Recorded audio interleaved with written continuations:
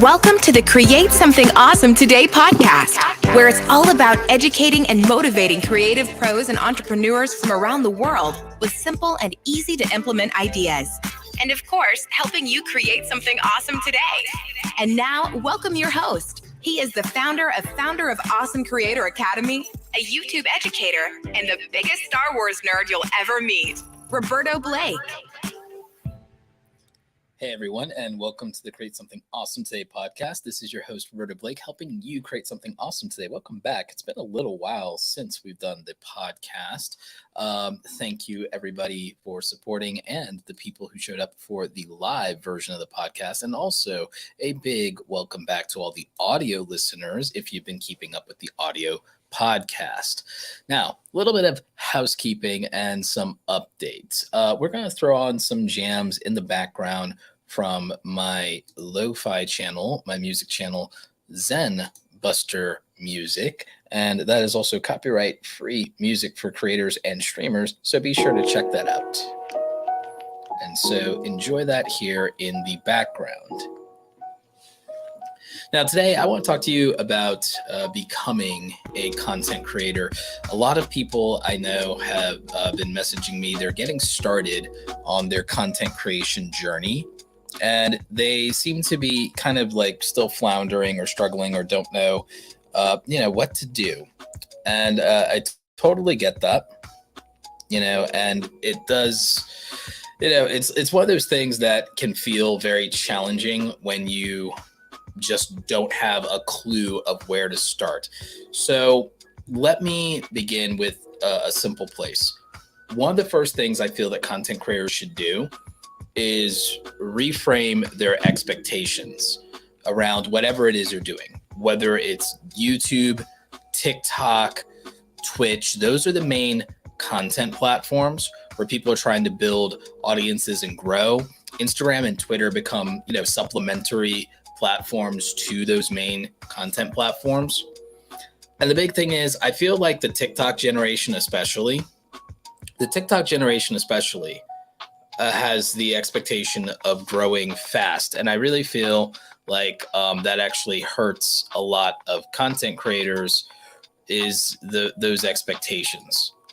The reality is that for most content creators, growth is slow, and it should be, because you have no idea what you're doing and you're learning as you go and you're learning as you grow. So I wouldn't focus on your numbers. Everyone's like, how many should I have in a month? How many should I have in a year? How long does it take to get to this milestone? How long does it take to get to that milestone? And here's the truth. Most of you that are content creators and you're starting out, most of you are doing this while you have a 9-to-5 job, you're in school, or you have a family, which means you're not even putting in the energy that it takes to, if you were a full-time student and you were trying to learn a profession and a skill, you'd be spending maybe as many as 20 hours in class and another 10 to 20 outside of class, working on your assignments, learning your trade and your craft, especially in the first year. So you'd be doing that, and sometimes you'd be doing that while working a part-time job. That's what would be normal, right? So how are you going to learn the skills of being a content creator, producing and editing video, researching and writing scripts, headlines, titles, audience development, working with brands, learning a platform, learning analytics, learning how to market yourself? You've never done these things before, but you're going to somehow learn how to do them after draining yourself with 40-hour-a-week shifts, and you're going to spend 2 hours after work exhausted trying to do it, and then hours on the weekend while being distracted and doing that part-time. You end up putting in very unproductive time and energy into this, and then you're shocked when 3 or 6 months go by and you haven't managed to somehow manifest an audience, and then you feel like, well, I'm doing all the things. Well, you're not doing all the things because you haven't practiced. Just because you did something doesn't mean you did it well. And there's no reason you would do it well when you haven't had any experience and any practice beforehand. And that might sound discouraging, but it's actually supposed to be the opposite. It shouldn't be sounding discouraging. It should be sounding realistic of, why do you have these unrealistic expectations about your growth and the audience size you're supposed to have just because, oh, I want it. There's no reason for that.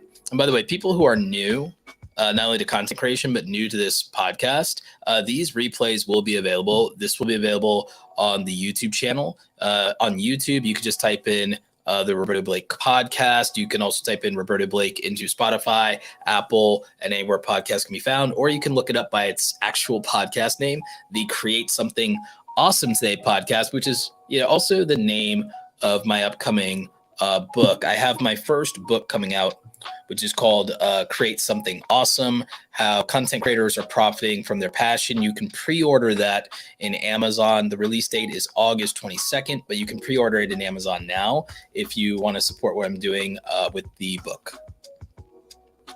But going back to, content creation, the first year of anything you're doing as a content creator should be a learning experience more than you expecting to grow.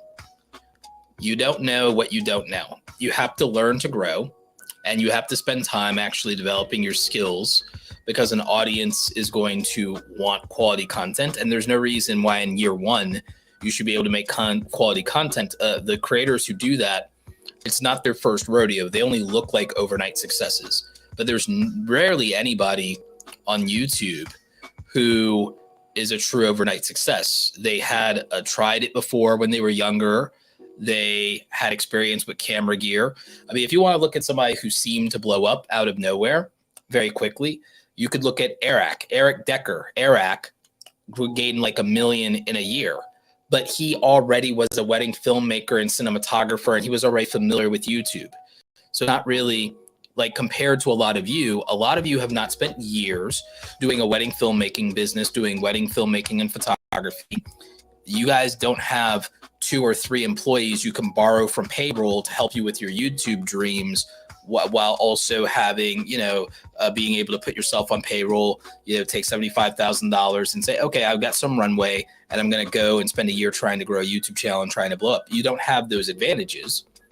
And I'm not by any means calling Eric privileged. I'm saying he worked very hard to build a business that could fund his YouTube journey. And he also gained experiences that overlap with a YouTube journey. And he worked very hard and proved that he knew how to sell, market himself, produce video, edit video. So he already had everything it took to be a great content creator, except the free time. And he was able to subsidize his own free time as a business owner and entrepreneur. So that makes a lot of sense that he'd be able to succeed in that endeavor to a degree that a regular person that's not an entrepreneur, a working class person, a student, somebody without resources is not going to be able to duplicate that success. Now, a lot of people will ask me questions and they'll say, hey, Roberto, what cameras should I buy? What should I do? And that's a good place to start for a lot of people, because they want to make quality content. A lot of it will have to do with your budget.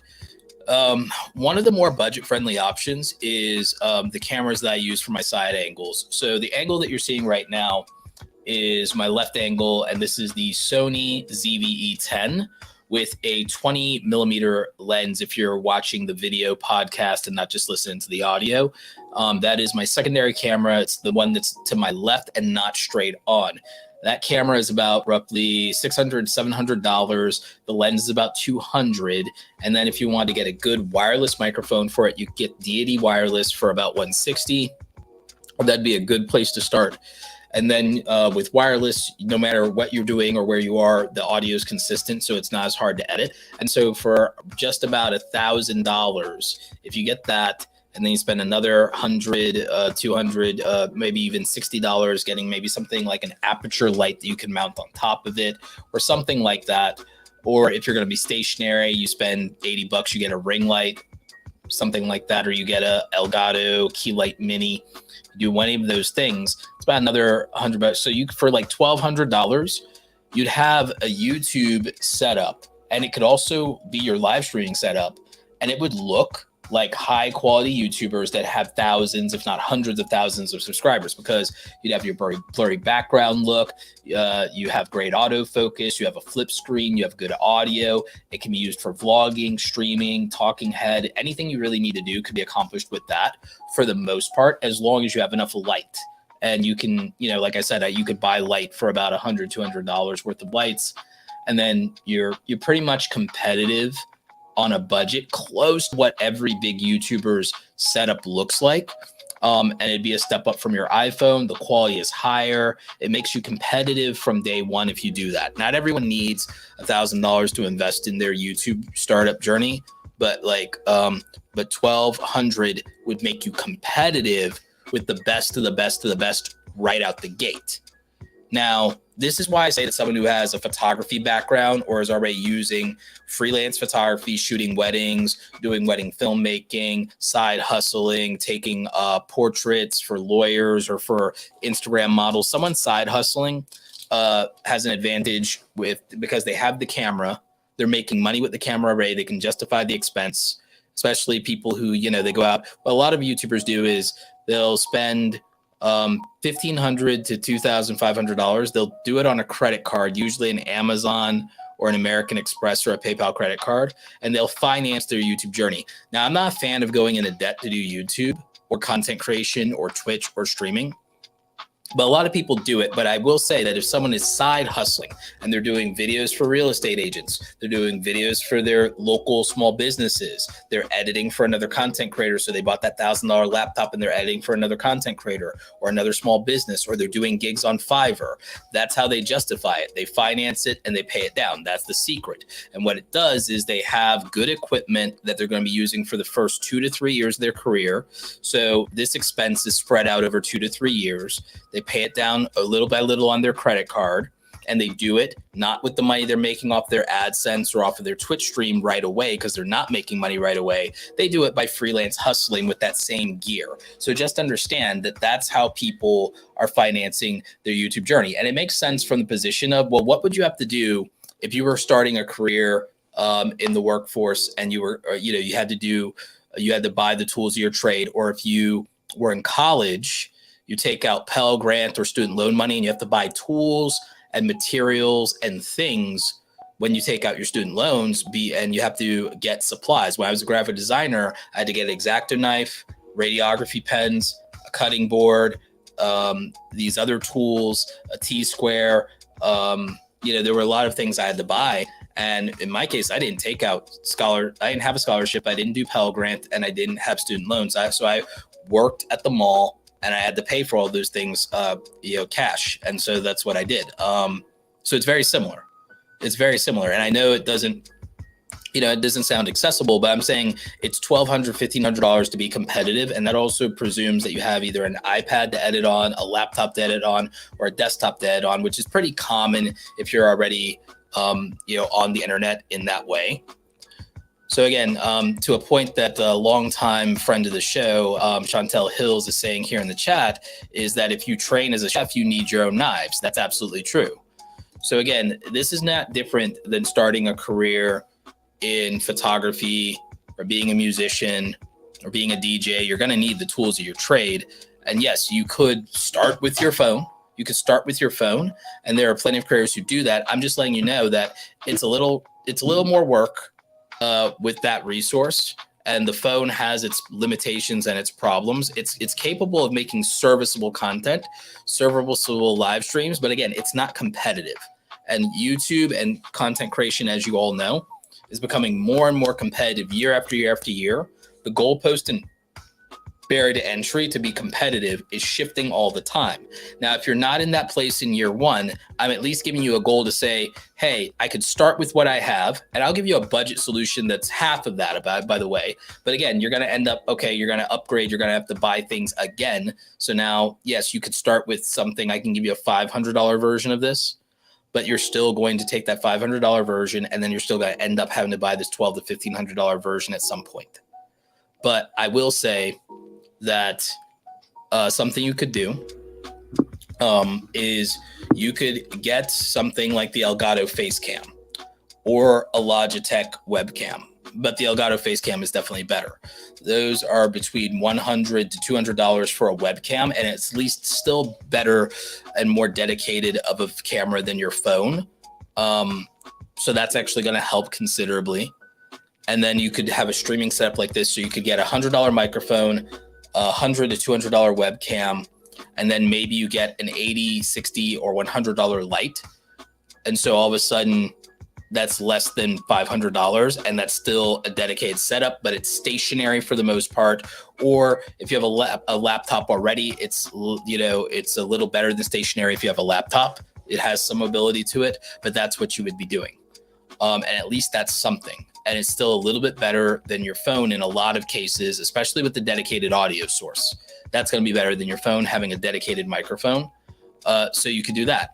And if you're going to be a streamer on YouTube, doing a live stream show, a podcast, and streaming can be very powerful. If you look at what's been going on with Emily D. Baker, covering a lot of these trials that include large public figures, the Johnny Depp Amber Heard trial is a good example. She was a small streamer 2 years ago before the pandemic, and now she has 100,000 people watching her live streams. It's amazing. It's a great success story. And she uses StreamYard to do that. You get StreamYard for free. Link is in the description and in the show notes for anyone who wants to check that out. Thank you to StreamYard also for sponsoring the podcast and the main YouTube channel. StreamYard's been a tremendous friend of the show, especially during the pandemic. StreamYard's been amazing. And you could also get one of their great affordable plans. And that actually could help you with your content creation. It's allowing me to multi-stream on multiple platforms at once. StreamYard is why I can stream on LinkedIn Live, Facebook, my Facebook group, the YouTube channel, and Twitter all at the same time and get a little bit more reach. So that's just something to consider. Some of your laptops might have a decent webcam in them. Not all of them, but some of them might. So you can work with what you have where you are to get started, but I am letting you know, and I'm being honest with you, because what a lot of people like to do is they will lie to you and they will say, well, gear doesn't matter, when they should say gear doesn't matter to start. But it does matter if you need to be competitive, and it does matter in creating the best viewer experience possible. You guys have to admit, it is a more interesting and a more professional live stream with me having the ability to do multiple camera angle switching. You have to admit that it's a better live stream with me having, audio cues, background music, the bells and whistles. And I invested into this because I believe that my audience, the listeners and the viewers of the podcast, deserve the best show that I'm capable of giving them. So that's where I put my money. If I didn't invest so much in the ability to edit fast, produce quality, the best photos, the best lighting, the best cameras, so on and so forth, I would be about maybe, if I decided to just say, hey, I'm just going to do this as cheaply as possible, I'd be about $150,000 richer if I tried to do this as cheaply as possible. But I constantly upgrade and I constantly try to say, I'm not going to be fancy on some things, but where I will not cut corners is I will try to not cut corners on production. I will not, because I think that for you spending time with me, I want you to have the best experience that I'm capable of delivering. And so I'd rather do that. As nice as it is to have money invested in my portfolio or padding my bank account or increasing my net worth or being my security blanket, the reality is I wouldn't be where I am if I didn't put my audience first. So that's what I do. But I'm not saying you have to go overboard like me, by the way, because what I do is a little bit overkill. It's a little bit extra. There's a lot of people who get more and do less. They really do. But at the end of the day, I like knowing that I'm delivering the best that I'm capable of. I actually like tech. I like gadgets. I like content creation. I don't feel like it's a problem. And the thing is, I want to get to a place to where I feel, to be honest with you, the investments I made in the way that I do this means that if I wanted to put on the best show every day as a solo content creator, I have people who work in my coaching business, but the content is still 100% me, y'all. The content's still me. I still do all the production, all the editing, all the thumbnails, everything. I still do everything for the main YouTube channel, the podcast channel. I do everything myself. I have people who help me in the coaching business. Eventually that will change. The issue is less about having the money to hire people and more that talent and trust is hard to come by. Just saying. So that's a little bit more advanced than our beginners talk. But as far as beginners, I'm just kind of letting you know that it's been a journey even for me.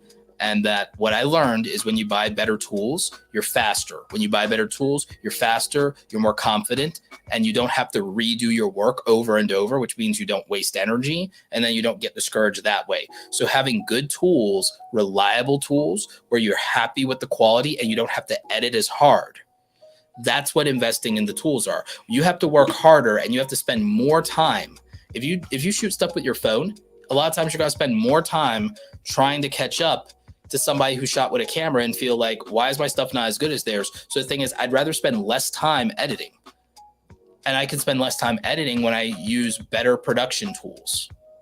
When I have good audio coming in, I have to spend less time processing audio. So what does that do?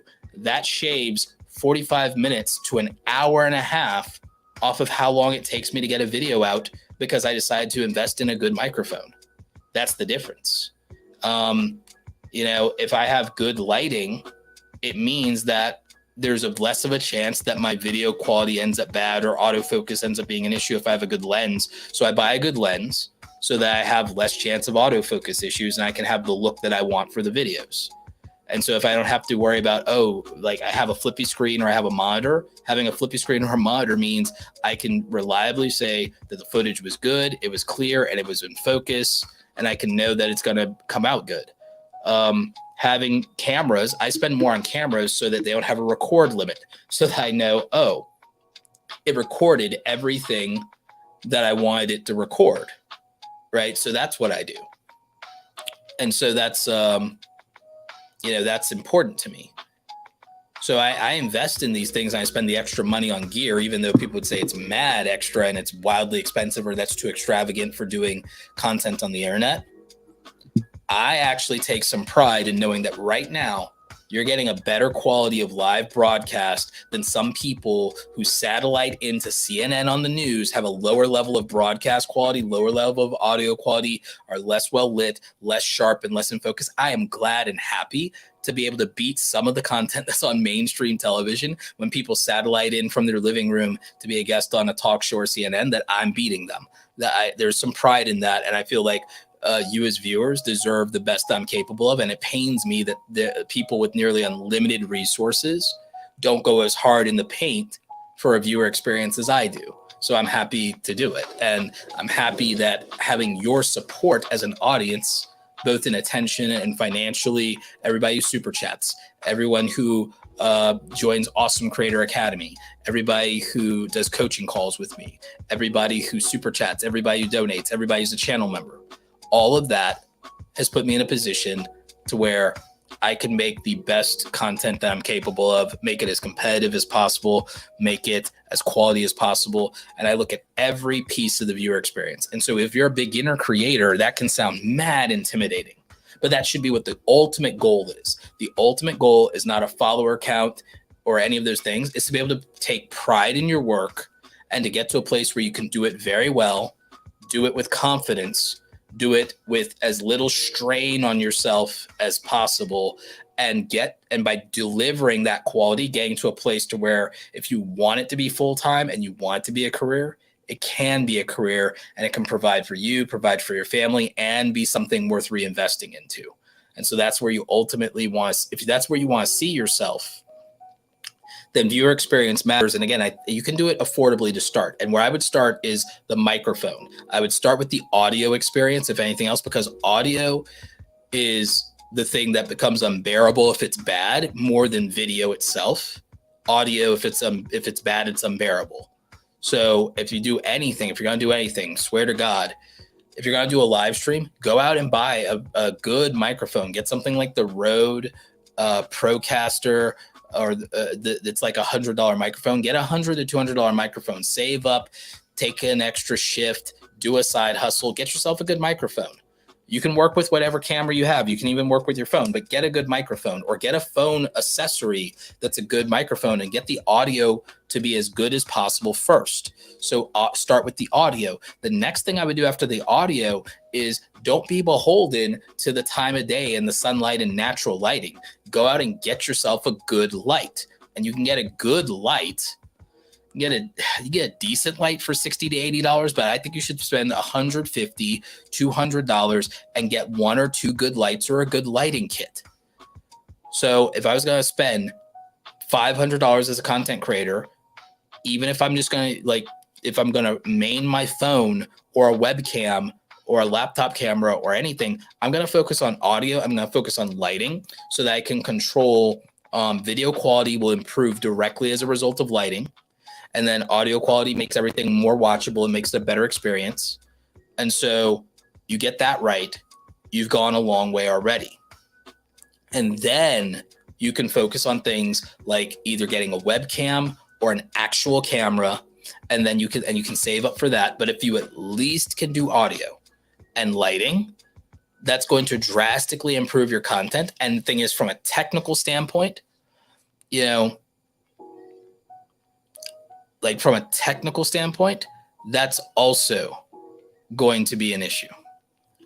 Because if you can master the audio side and if you can master lighting, those are technical advantages that matter a lot more. Most content creators do not understand good lighting and things like that. There's things with the lighting. You may have noticed that I can look directly at the screen and there's a minimal amount of glare on my glasses, and that also my lighting's not super harsh. I'm bouncing the light with my mounted lights on my desk. I'm bouncing the light and I'm doing it at an angle. And so that's helping. I also light for my skin tones. So you notice that helps as well. That's important. And then there's things I've had to learn with audio as well. I work on it all the time, but that can matter. So learning about lighting and audio from a technical level, this is something a lot of content creators don't do, especially early on, is they don't invest enough time mastering their technical skills and their technical ability and their proficiency with the software and hardware. The software and hardware side of being a content creator is what takes up a lot of the time to really get up and running and to really be competitive. So just kind of keep that in mind, that's where the time suck is, because the thing is, a lot of people will just keep churning out their content and doing it after work and struggling. But what they won't do on the weekend is learn to get any faster. And so if you're going to get faster at anything, if you're doing edited content instead of doing live streaming, the thing that you should get really good at and study is your video editing software. You should get really good at your video editing software, and you should be practicing tutorials. And you shouldn't be doing them just when you need to get out of video and learning something just when you need to get out of video. You should be practicing that, because the faster you get at that and you master shortcuts and you make, presets and you do those things, all of a sudden you go from, oh, it's taking me 8 hours to edit this, to, oh, it's taking me 6 hours to edit this, to, oh, it's taking me 4 hours to edit this, to, oh, it's taking me 2 hours and my quality is better. If you can get your best quality out and now instead of 8 hours, it takes you 2 to edit a basic video, it's not going to feel like a chore to create content anymore. You're going to be able to be mad consistent. You might even be able to say, wow, I can go to 2 videos a week. And then you can grow more because you have double the output. You're getting faster. You're getting more comfortable. You're building more rapport with the audience. And so a lot of people, they just will not spend their days off and their free time improving their ability to make content. And that would make a big difference. And yes, in terms of lighting, I see some comments here. I am using background lighting. It's relatively affordable. I use Elgato lights because they show up really good on camera. I used to use Philips Hue lights, but they used to create visual banding in the background, but these are a lot cleaner. So now I use Elgato lights, and it's worked out a lot better for me. And I command them with my Elgato Stream Deck as well. So, those are just some things that I do, and it creates a good aesthetic. And I think it works out really well in terms of making the content a little bit nicer. So that's something I do. I'm just playing with the other camera real quick. The one to the left there. No, to the right. Sorry, to the right. So if I switch to the camera over here on the right, there you go. You get a different angle there. You get a different look. That one is the Sony. This one here that I'm pointing to is the Sony ZV-1 with a built-in lens. and I can, zoom that lens in or out. I can get it wider and things like that. So I can use this for the super wide angle. No, that's going in too tight. So yeah, I can use that for a super wide angle. And so what you get to see with that is you also get to see the fact that it's like I've got some sound treatment going on around here. I also have my messy desk. And you get to see a little bit of what's going on. You get to see like, oh, here's the behind the scenes. So like, so it's a different look. Then I have this other camera. This one's also, the other one's really good for also pointing like at the desk if I wanted to show you the switcher and stuff like that. So I like this angle for when I put comments on the screen for those of you who are watching in the video audience. Thank you for joining the live streams. And also thank you to anybody who super chats. That is always appreciated. It does help the podcast channel. But yeah, there's a lot to it. You can definitely always stand to benefit from investing more time in learning the technical aspects of content creation. And I think it's neglected a lot. And people think that they're just gonna, there's so much that I think is misleading about the notion of going viral and the short form vertical video content and how quickly that moves. I think it gives people a false impression, because then when they try to do long form content or medium form content, when they try to do something other than vertical short form video, they get mad discouraged. They realize it's a big difference and it's a big struggle, because getting 15 seconds of attention isn't hard. Retaining 15 minutes of attention is. And that's no offense to short form content creators or vertical content creators. It's just radically different. And so the fast growth on that, it's like, it does things for you. It does open doors. People have built careers off of it, but we don't have any evidence of the longevity of that. And we don't know how long people who don't get massively, massively huge can last doing that, because they're often beholden to trends and to culture, and that's really fickle. Evergreen long form content is much harder to pull off.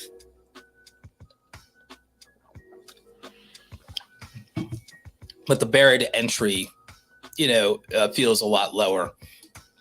Friend of the show, Elliot, family of 7. Thank you for the $5 super chat. Also, we have one of my favorite students, Steve Ram, in the house. Steve Ram has been crushing it with financial content, really took off with stimulus content. Talk about tapping into trends in the right way.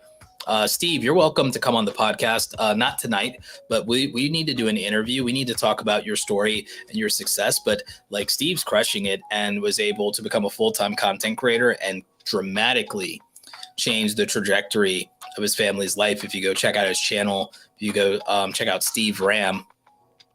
But oh God, it's not even close. I mean, what he's been able to accomplish is tremendous. I mean, we'll talk about more in the show, but I don't mind telling you, like, Steve has built a multiple six-figure income from his content creation in just the last 2 or 3 years. Yep. Cloud Gaming Dad, good to see you here. And yeah, anyone who has questions, feel free to drop questions and super chat those as well, something like that. But yeah, 15 seconds of attention isn't hard. Retaining 15 minutes of attention absolutely is. It's a massive difference. Again, you can get a channel up and running with, say, YouTube Shorts, for example. You could build a reputation by growing on TikTok and then try to port that audience over to another platform. But it's very challenging to get people to leave one platform for another. YouTube becomes a better funnel to grow your other platforms than the opposite. It's harder to use your other channels now. It's harder to use other platforms to grow a YouTube career than it is to use a successful YouTube career to grow other platforms. That's still challenging, but it's a little easier, to be honest with you. Let's see. A question came in. Do you have any tips on better storytelling in your videos? I actually did a video a couple of years ago about how to be a better storyteller. I also recommend Colin and Samir's course on storytelling. Storytelling is largely about knowing who your audience is first. So the big thing with storytelling is first know who you're talking to, know your audience. So there's a difference between talking to rookies versus veterans in terms of who the audience is. There's a difference between talking to young people versus people who are older. There's a difference between an audience of men and an audience of women. So knowing your audience and understanding context and culture as it relates to your audience has to be part of crafting your storytelling, because you have to know what stories are going to resonate and what words, what narratives, what cultural references are going to apply to your audience. Primary example is if I have a young audience of Gen Z and young millennials, they're not going to understand 80s and 90s references that I make. They might not understand references I make to classic literature. So that's radically different. There's a storytelling that I could do to somebody who might be from, say, the sci-fi or anime community that wouldn't work with somebody who does not participate in those genres of content. So understanding the cultural significance of certain things to the audience that you're speaking to matters a lot when it comes to storytelling. The other thing is using concepts and tropes and structures, things like the hero's journey, things like 3-act structure. Those things all matter. Also, the concept of establishing scenes, concepts like Chekhov's gun. Okay, if you in the first act show a gun or a weapon or a MacGuffin or allude to it, the payoff by the end has to be that weapon or magical item or thing gets used or utilized.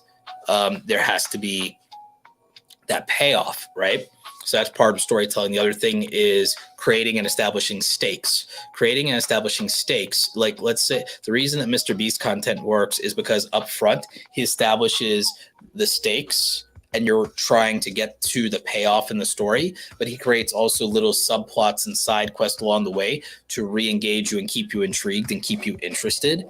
He also gets you invested in why it's meaningful to the contestants, the participants, the people in his challenges, what it means to them if they succeed. A primary example is in the video he did recently where he pays a guy X amount of money for however many days he stays in solitary confinement.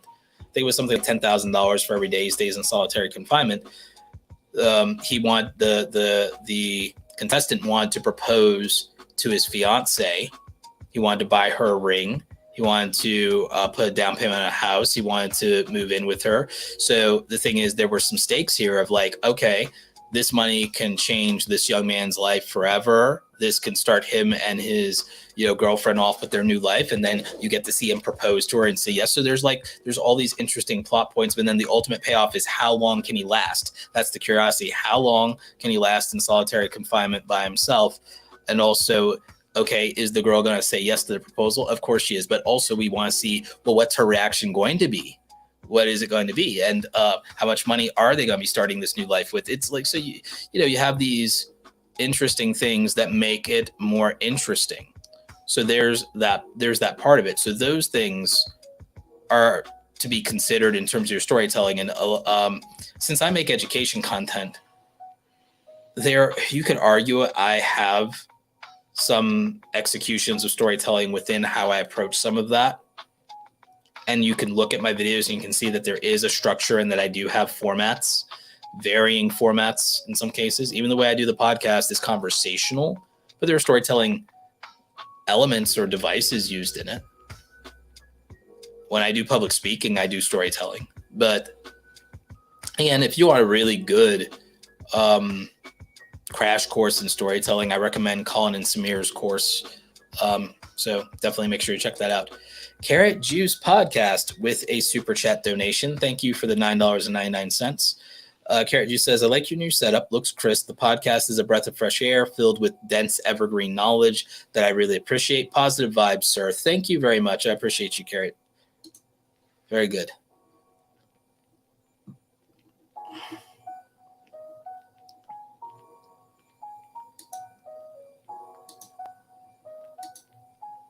Colin Michael says, I loved watching Star Trek from the 60s because they instantly start their mission and the stakes that they are facing. Still incredible hooks even today. Yeah, that's actually really a good point. You can look at other content and you can look at the storytelling and the setup. And again, like I said, establishing stakes. I actually do this in my videos and I do it in my titles and thumbnails. I'll give you a primary example. If I start out a video and I say, let's say I have a title for a video and I said, how I make $10,000 a month in passive income, not clickbait.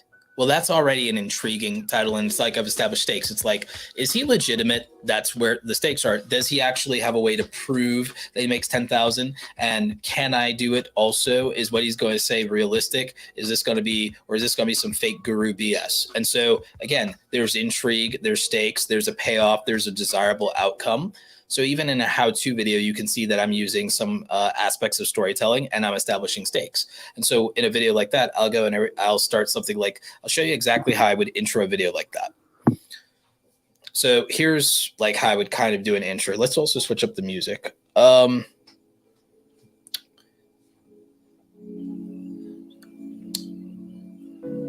Passive income is one of the most popular subjects on the internet, and it's definitely one of the things that makes this YouTube channel go round. Every time I talk about it, I get more views. But how is it possible to make true passive income? Can you actually make money in your sleep, or is it all nonsense, smoke and mirrors and scams? Well, today what I'm going to do is I'm going to transparently show you some of my income streams. I'm going to take you into my dashboards. I'm going to explain to you how I managed to do this. Here's the spoiler. It took me quite a while. No one gets to make money in their sleep overnight. This took me years, but if I knew the things I'm going to tell you, it would have happened a lot sooner. So let's jump into the video.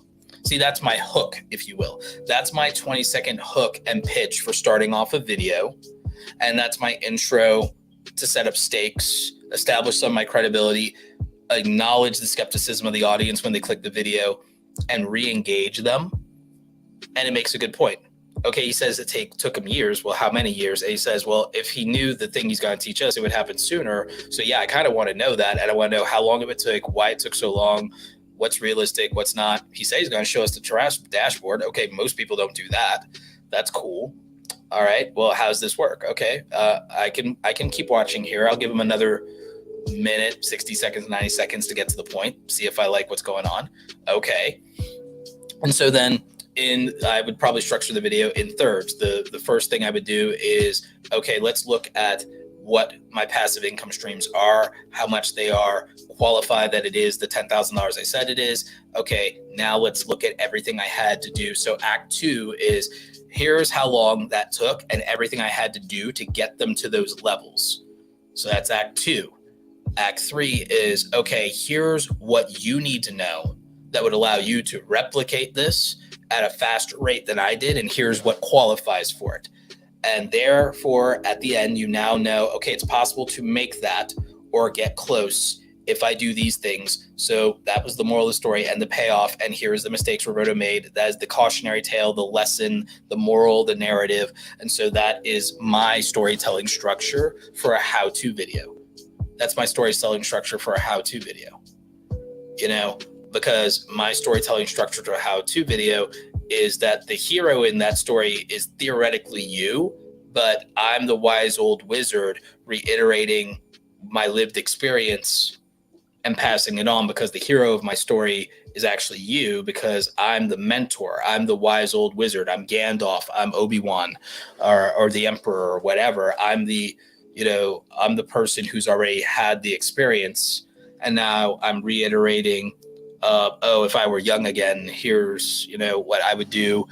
So go forth, young man, young woman, go west, here's the map, so to speak. So that's my storytelling approach to education content, is to take on the frame of the mentor, and the value of my story is from the frame of the mentor, and therefore the hero of the story, the person going on the hero's journey, is you.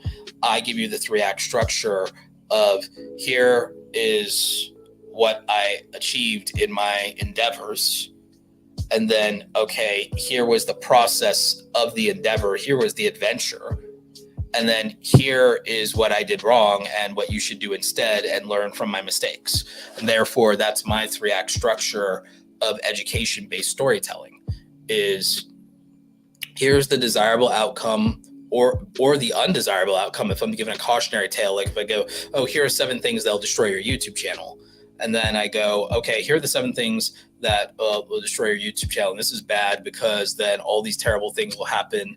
And here's how they can happen. Here is, so if I do a listicle that's like things to avoid, I'll tell you all the bad things to avoid and I'll list them. But individually, I also tell stories of all the bad things that happened to people who did these things and I always use 7 for mistakes to avoid, because I do that because it's a play on the 7 deadly sins. So whenever I do a 7 mistakes to avoid, I'm basically invoking the 7 deadly sins of whatever the topic is. And so I then tell cautionary tales of the people who had this unfortunate thing happen and these mistakes and what the consequences were. And so then those are micro stories.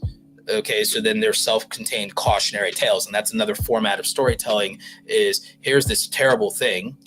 And then here is the experience this person had from this terrible thing. Here's how you can avoid their same fate. Young man, young woman. It's like, here's the cautionary tale. It's like, I ever tell you you ever heard the tragedy of Darth Plagueis the Wise?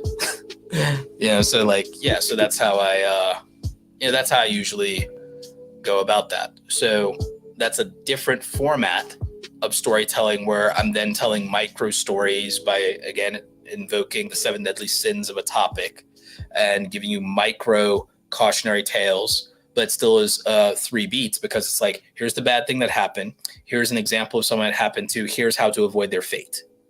You see, 1, 2, 3. So it's still a 3-act narrative, but I'm using it for each of my 7 deadly sins. I'm using a 3-act narrative of here's the sin in action. Here's the virtues that allow you to avoid the sin. So that's the structure. So that's another concept of storytelling that I use in listicle format videos. And that's just, one good example. Daniel Battelle, thank you, my friend. Early Marvel movies began with classic branded Marvel intro. Now they begin with story, where our heroes are at, and then they introduce the branded intro, story first. I agree with this, and even our good friend Peter McKinnon, whenever he does his intro, or when Colin Samir used to roll their intro, they would start with story first, intro, and then they'd intro. And what that usually is referred to is it's called a cold open. And you can even think of my videos as where I do a cold open, where before I say, hey, I'm Roberto Blake, helping you create something awesome today, I usually start with, oh, here is, the thing that matters to you. Here's why this video isn't clickbait. And then I'll launch into my credibility spiel or the sponsor for the day, and then get to the core content of the video. So I start with the intro, I start with the story, I start with the stakes or the thing that you want to know about. So and so I agree here. Breaking Bad had some great cold opens. I like that as well. But yeah, cold opens are a good format. Yes, it goes back to even things like James Bond. So I mean, those are good concepts. And so I know that was just one question about storytelling, but I wanted to give you some advice of okay, I even found out how to do that within my education content. And it's funny because I used to actually say, and I used to dunk on myself that said I don't do storytelling, but actually I do. There are different approaches to storytelling. And there's different content formats. So it doesn't always have to be a vlog. And most people actually don't do good storytelling when they do vlogs. Casey Neistat does great storytelling when he does vlogs, but he's using a TV serial type format with that. One of the best examples of storytelling that I've ever seen on YouTube is from the YouTube animation community.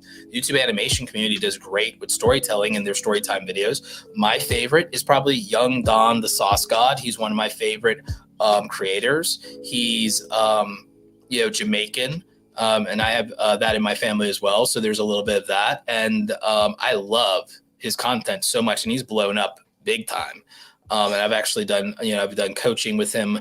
I don't take any credit for anybody's success, but it's there are some things that we came up with because I was a fan of his content and a fan of his stories. and what he incorporates into them. And something I always appreciate is that he literally has a moral of the story at the end of his videos. So yeah, it's Young Don the Sauce God. If you want to check him out, his stuff is hilarious. He is hilarious. I think that he is the proper like successor to Swoozy, who is one of the first real creators to put like YouTube animation story time on the map. And so I feel like, you know, he's a great creator to look at. Alex Clark is another one. Odd Ones Out. They're some of the best when it comes to the animation community. Obviously Swoozy, but that's also a really good way to just see storytelling play out in a very literal way on YouTube, is watching the animation community. Walter Strong III says, hey, Roberto, what advice would you give a new YouTuber starting on YouTube who wants to grow their channel and audience, but they're also an introvert themselves? I'm an introvert. I'm not an extrovert. The main thing is, I would tell you that if you're an introvert, start an Instagram account and do Instagram stories every day for like 30 or 90 days and get used to doing Instagram stories and do Instagram live streams, because that content goes away. So it takes away some of the anxiety. But by talking to a camera and talking to an audience, even if it's just your phone, and I would do it on Instagram just because, again, the content goes away and it's lower stakes for you to practice getting good on camera. Now, back in my day, I didn't do that. But so I just made 100 crappy YouTube videos to get comfortable on camera. But I wish what I had done is I wish I'd been in a position where back then we didn't really have it. Instagram stories didn't exist back in my day when I started doing YouTube. But now you could start with Instagram stories or Snapchat. The content goes away, lowers your anxiety, but you are getting used to talking to a camera or a very small audience. And if you do that for 30 to 90 days, you get really comfortable, even as an introvert, with just talking to a camera, talking to an audience. And so you're less intimidated. And then you could start YouTube with a little bit more polish, just a little bit more polish. So you could do that. Or you could do Twitch streaming, and you could Twitch stream every day, 30 days in a row for 30 minutes to an hour, and that'll get you really comfortable on camera really fast. And then when you want to do YouTube, you're much more comfortable in front of a camera, and you're used to talking to an audience or talking to a camera or even just a handful of people. So it will make you more confident on camera, even as an introvert.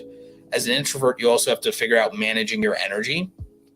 Introverts are actually more suited for YouTube than you think, because if you're not in front of a live audience and you're recording your video in your safe space and not vlogging in public, that's the other thing. If you're an introvert, maybe you don't vlog, and maybe you don't vlog in public, and maybe you don't vlog because if you're an introvert, you need a more controlled setup, to be honest, and it'll be less taxing on your anxiety and on your mind and on your internalizing everything. So the thing is, what I find, and one of the reasons I also have massively controlled production, and I do everything with that. I do these massively controlled production stuff because that also helps me as an introvert. It's the control that like makes me more confident. So guess what? Locked off on a tripod, that helps me. I'm not worried about camera shake and stabilization in my arms and stuff like that. Me having a good camera, I'm like, I'm not worried about the autofocusing. I'm not worried about that. Like, so as an introvert, control helps me.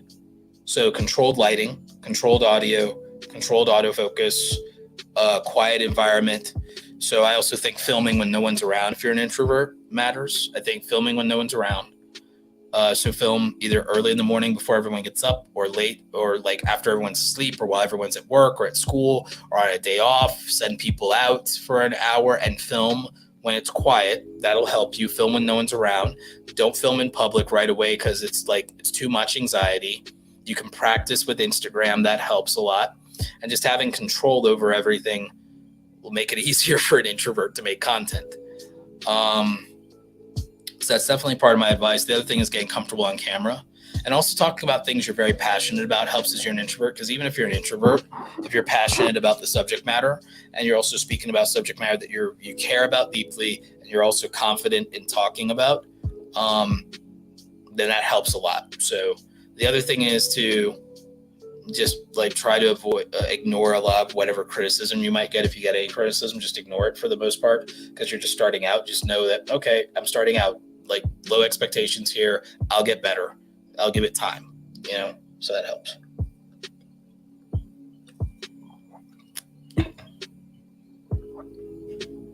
But yeah, if I'm an introvert, I don't start with vlogging, for one thing.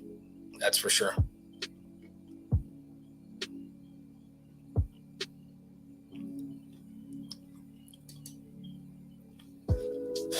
How different of an approach should we take to Insta and Twitter as opposed to YouTube? By content type would fit Insta pretty well, but I struggle to get traction on there. Try Reels with Instagram Reels and stories. But the other thing is also Instagram stories. Instagram stories and Reels are what's working right now.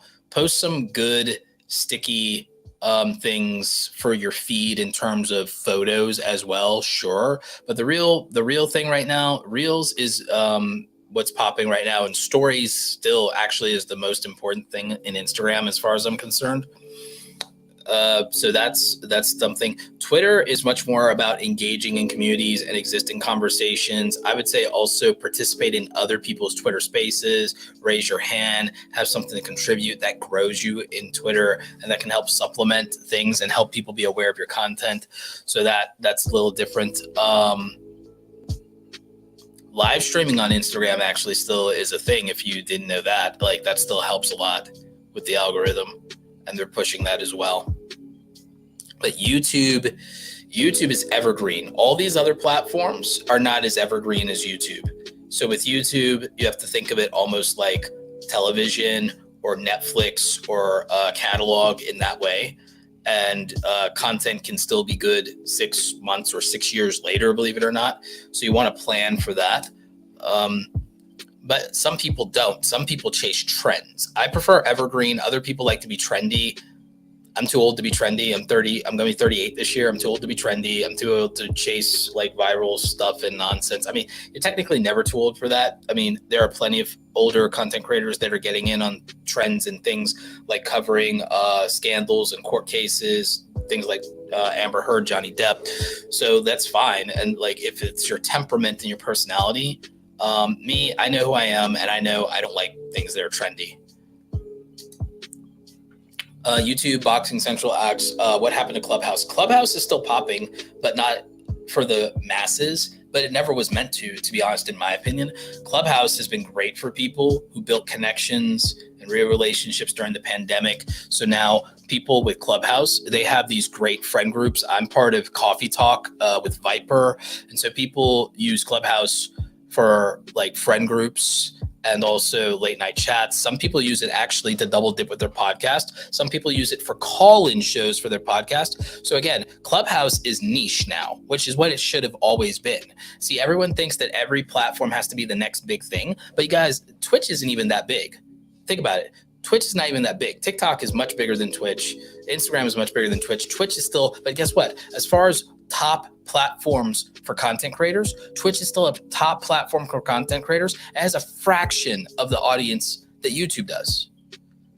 Like, and I do believe that there's a massive future in social audio.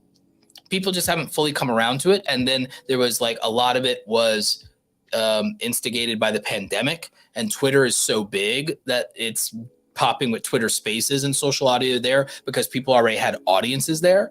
But again, for smaller influencers, Clubhouse still has a lot of value. And the main thing is the reason that big people left Clubhouse, as far as influencers, big influencers and YouTube stars, they left Clubhouse not because it wasn't trendy or it wasn't worthwhile. What made it not worthwhile with Clubhouse was cancel culture. Cancel culture is what made big YouTubers leave Clubhouse because somebody tried to cancel Mr. Beast and people just said, nope, I'm out and not worth it. And, people were being overly sensitive, and this was still in the middle of the pandemic.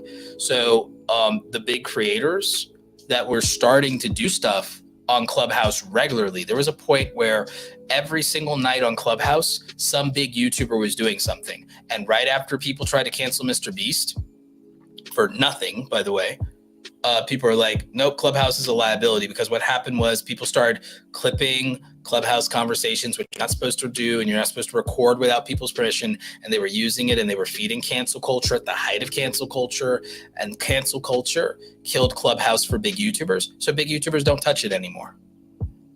And that's a real shame. So that's what happened to Clubhouse. And it's a real shame because when these big people left, their audiences weren't invested in the platform anymore, which is a shame because Clubhouse helped grow a lot of small creators, and also a lot of larger content creators were in Clubhouse all the time, dropping gems, dropping jewels, paving the streets of Clubhouse with gold, putting people on, giving people advice, sliding into people's DMs. It was great.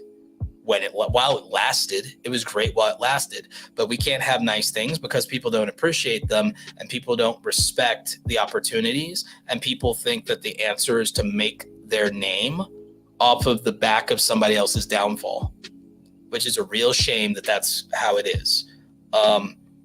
And sad. And so one of my hopes is, with the relationships I have, is to bring more creators like I did with Justin Moore and some other folks. We will have Pat Flynn coming back to the show. He's already graciously agreed to come on the show. Justin Moore, Jay Klaus, other people. Hopefully people like James Johnny, Patty Galloway, some other guest. Maybe we can have Marquez come again.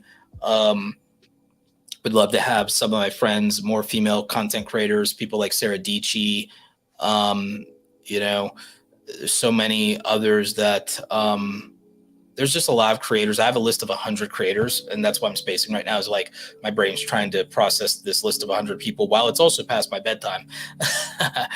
Part of me being the beginnings of me being an old fart.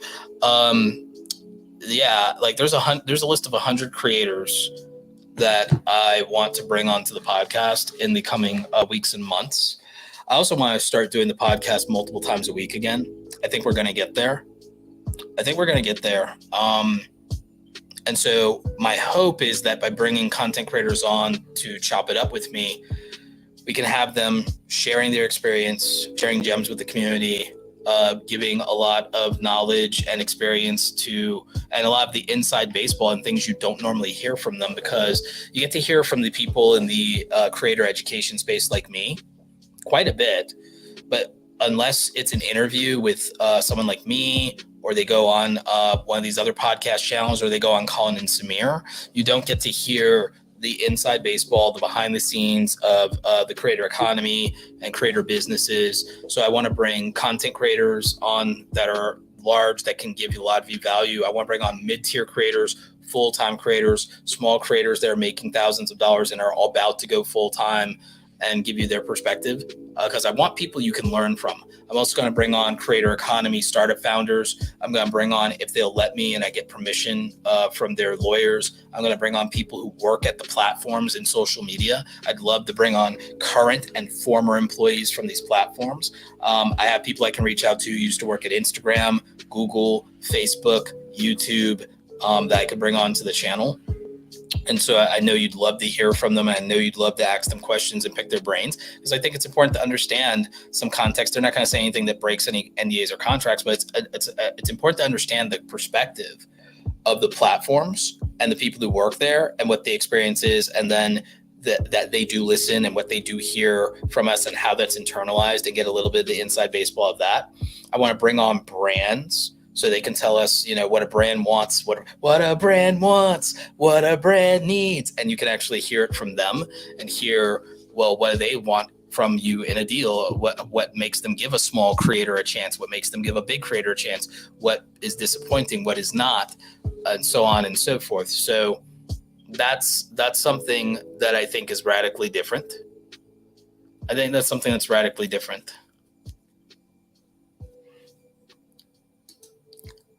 Earth Central says, any tips for those really in the meteorology and geology niche? Not really, because because depending on how you're doing that, I'm not sure. The most that I could tell you is consider a pop science angle if you're interested in that. The most I can tell you is, because the thing is, I don't know what your approach is. If your approach is covering it like news or almost like the local weatherman, I don't know if that would work.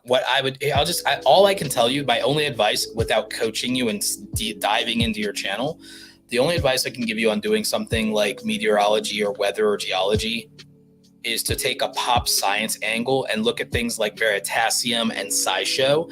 And I would basically make a very down-to-earth friendly science channel and explain like things to people about these different weather phenomenon and climate events and how these things work, and explain to them the science, so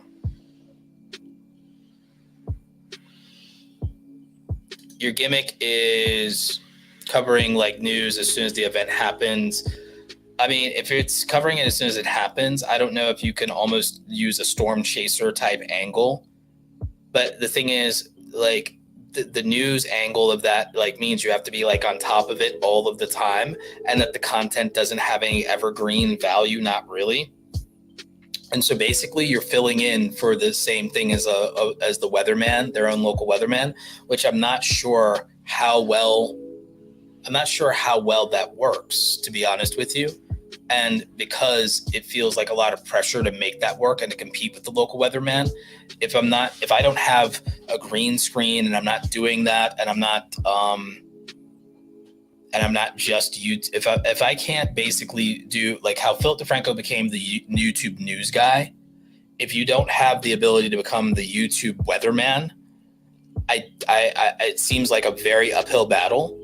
Which is why my version of it is what I would be doing if I couldn't become the YouTube weatherman, is I would probably go the angle of explaining historical natural disasters and going a more pop science history channel type almost vibe, or like a pop science like SciShow does or Veritasium, and make these really compelling science videos that might even have viral potential. So again, I would make more of a viral science channel, because my two options are I can be a viral science channel, be evergreen, be popping, and maybe even have people react to my videos, or I have to be doing the news, the weather news every day, and I have to become YouTube's weatherman. And if I have to become YouTube's weatherman, I'm going to need graphics, a graphics package. I'm going to need a green screen. I'm going to need multiple camera angles. I'm going to need to basically duplicate like what John Prosser does with his tech news show, but for weather.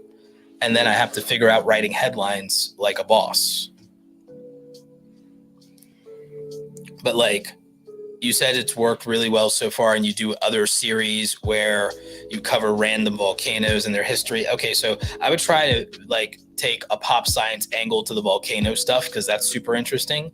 But then for covering storms and things as they're happening, I would step up my production to compete like with the weather channel. I'd get a green screen. That's about $150 for an Elgato green screen.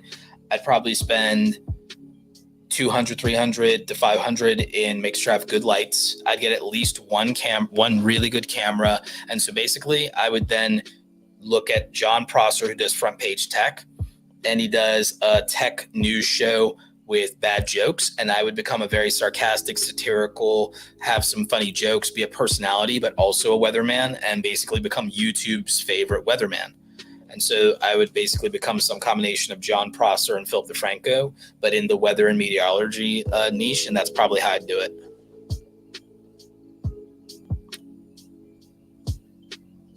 So that's how I would probably do it. So yeah, and I would do news headline type titles. Yeah. So again, John Prosser is a very good person to study. So Front Page Tech is good to study, and the Philip DeFranco show is good to study if you want to do any kind of news type content. Yeah.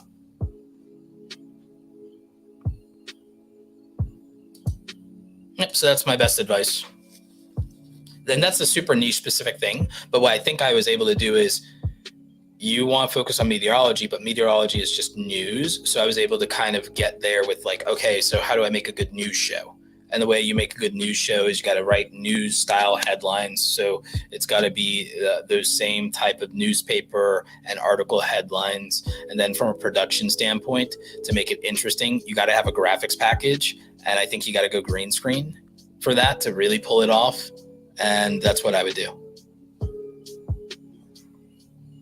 Which is what John Prosser does, and it works out very well, very well. So, I mean, if I had the capacity and I had a staff and I could hire another personality and I could just outsource it and everything like that, I would probably set somebody up to do 4 or 5 days a week and do creator economy news and not do it as a drama channel. I would figure out a way where, can we make a 4 to 5 days a week thing that's not a drama channel, almost scale a little bit of what Colin and Samir does, but instead of, they do evergreen stories actually. But if we were going to do like daily news show of the creator economy and like do that a couple times a week or Monday through Friday or Monday through Thursday, almost Philip DeFranco style, but without, more of a positive news slant than anything, if we can. I would basically try to do a creator economy version of SourceFed. If I had unlimited budget, one of the things I would make is I'd make a news show for content creators around the creator economy, and it basically would be the opposite of all the drama channels. It would be positive, and if we have to cover a negative story, we do it as professionals, report on facts. It's much less opinion based. We insert ourselves into the story as little as possible, and we become like an actual journalistic type approach. And I would want to have a news show and teams and editors and things like that. And like that, I think that'd be dope. But again, if we did it, I would kind of do it a little bit like Front Page Tech.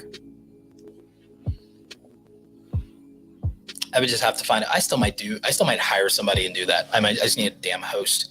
I need a host with personality and somebody that can lock into a 3-year exclusive contract or something. 3 or 5 years or 4 years. Do it like election cycles. 4 more years. Yeah. So probably give them equity. Yeah, probably give them equity. I'd probably want 2 hosts. Probably want the same kind of energy that Crystal and Sagar have with Breaking Points. I'd probably want male and female hosts, different perspectives, different angles, different personalities. That way the audience might like one of them more than the other. Someone will love them both. And then I have an interesting dynamic. I have this different energy. And then I could also give them solo segments. I could split the workload. See, this is how my brain works. I just do these things. So yeah. Nobody steal my idea. But anyway, yeah. So that's my thoughts for a news situation for you, Earth Central, and I definitely wish you luck with that. It seems like it's a really interesting challenge. Again, I used to actually really like a lot of that science stuff. I grew up on Mr. Wizard as a kid, and I used to love Bill Nye the Science Guy, and I used to watch a lot of PBS, so I really love the science stuff. So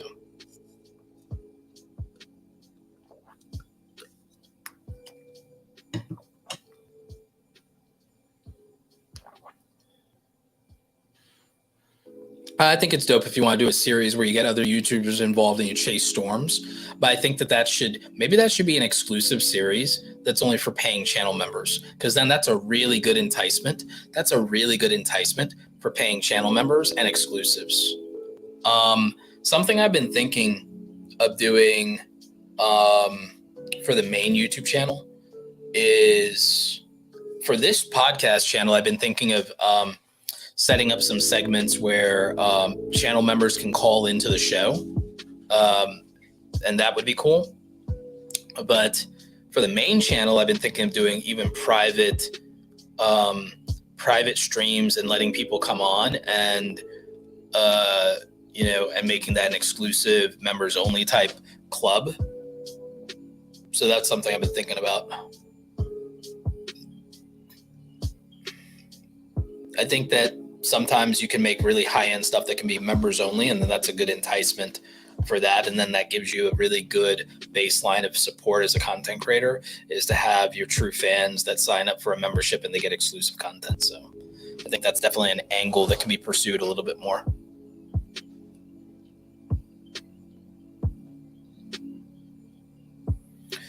Let me see, what final thoughts do I have for new content creators starting out? We talked a lot about expectations. We talked about treating it as something you have to build up to in skill. We talked a lot about the gear aspect of it and being competitive, and about the viewer experience.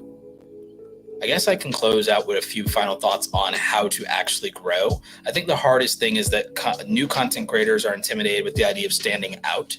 The thing is, just like in a sports or a music career, you can't stand out until you've mastered fundamentals. So I think people worry about standing out too early. It's like, there's no point trying to stand out when you haven't even found your voice, found your niche, got comfortable on camera, Like, people are trying to grow, to validate themselves. They're trying to get, like, I feel like the biggest problem for new content creators, you guys tell me if I'm off base. Tell me if I'm off base. And I'm not trying to be accusatory when I say this. I just feel like far too many of you are hung up on insecurities that where you want to build an audience to validate yourself, to give you the courage to then go harder on the content, when I think you should be doing the opposite. I think you should be building your skills and being validated by that. And the audience can be the byproduct of your doing very well and making something worthwhile. You're looking for validation in externally in people telling you you're worthwhile, instead of you objectively measuring improvement, objectively measuring your own improvement from being a novice and having no experience to incrementally improving and seeing growth in you being more satisfied with your technical ability, your own confidence on camera, your communication being better and more clear, you being able to emote and project more, being a faster editor, being a more accurate editor, just literally improving your skills is all you need to validate yourself. And then it's internal validation built on an accomplishment of knowing that you got better, regardless of whether getting better produced anything else externally outside of that. And I think if that's a mindset shift, that's a mindset shift to where you have to be a better craftsman. And so then you know that you improved, and that's what's validating and that's what's satisfying. And it's not that you can't take some validation and satisfaction from an audience, but it shouldn't be the foundation of what validates you. And that's the problem. Too many of you are looking for external praise, approval, and acceptance, and making that the foundation of your confidence when it's the worst foundation for your confidence there ever is, because that's too much shifting sand. You want a firm foundation for your confidence. The most firm foundation for your confidence is skill. It's skill and it's competency. Competency should be the foundation of your confidence. If validation and acceptance and praise and approval it's not that strong. And it's something that can be, and your confidence can be robbed from you. But because your skills and abilities can't be taken away, if that's the foundation of why you are confident and what is validating you as a foundation, then it's stronger. And because it's stronger, because it's built in something substantive and something that's internal to you that can't be taken away, then it's going to be harder to make you insecure. And that's a lesson that I wish more content creators knew up front.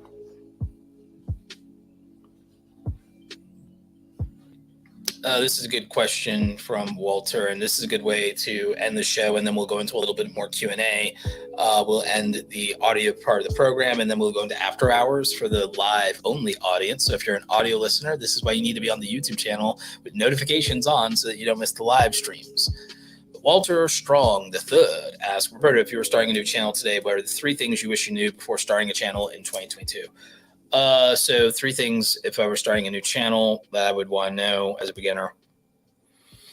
I feel like I gave you guys the first one already with expectations of growth. So the thing that I would wish I knew, I think the thing that I wish I knew, because I probably could have grown bigger and faster and I could be at 1 million subscribers on my main channel if I knew this when I started, is the importance of making consistent content.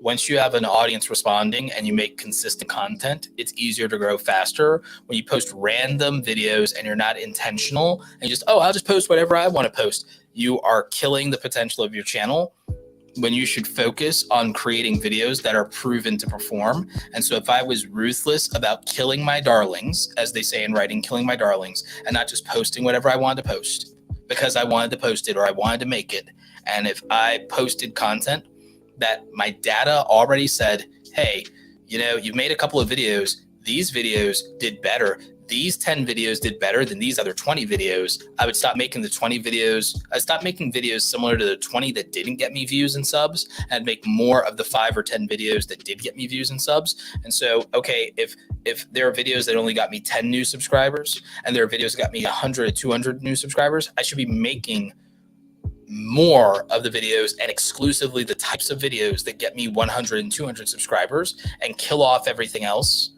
and then maybe experiment a little and see if I can do any better. But I should kill off anything that wasn't getting me triple digits if that's the case. If I have videos that are getting me triple digits and videos that are getting me double digits, I kill off and don't make any more of those double digit videos anymore, no matter how much I like them. I want to make stuff like that I like. I make it on another platform that I don't care about growing. So if I want to grow and be a successful YouTuber, I kill my dollarlings. I'm ruthless with my content. I give the audience what they're responding to. Because that's what being a performer is you give the audience what they respond to if you're a performer. So for me, YouTube is not purely, when you decide something's a career, and this is a little harsh, but like if you want something to be a career, you have to worry a lot less about expressing yourself, and you have to worry a lot more about performing. And you have to worry a lot more about response, and you have to worry a lot more about what's going to get you to your goal. And so if you want to express yourself, you do it on one of your second platforms. You do it on your Twitch streams if you're not worried about growing there, or if that's where you get to be a variety streamer and you can have a community, more of a community than build an audience, to be a career. Maybe you do that, or maybe you do it on your Instagram stories and you vlog and express yourself that way. But I would ruthlessly pare down to the So first thing is I make what works and nothing else. I make what works and nothing else, and experiment when I feel like I'm hitting a wall or when I feel like there's more to be gained.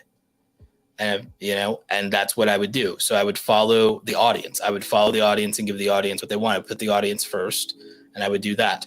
Second thing I would do that as a content creator,